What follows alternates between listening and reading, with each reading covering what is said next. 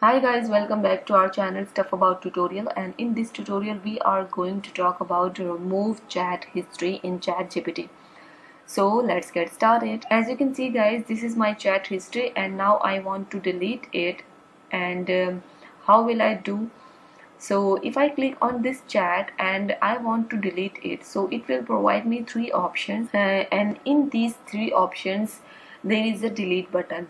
So if I click this button, so I can delete it by clicking this right button. So if you want to delete any one chat from this history, so simply you will click on the chat and it will provide you three options and you can delete it from here. So if you want to clear complete chat, how will you do? So simply you will go down the screen and here you will see the three dotted button, and you will click on it, and here you can see the option which is clear conversations. Once you click this button, all the conversation will be clear and your history will be removed from here.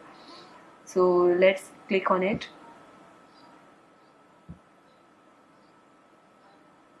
So guys, as you can see, my all the conversation has been deleted from here in my chat history. So this is how to clear chat in ChatGPT. Hope you like this video. Thank you so much. Good luck.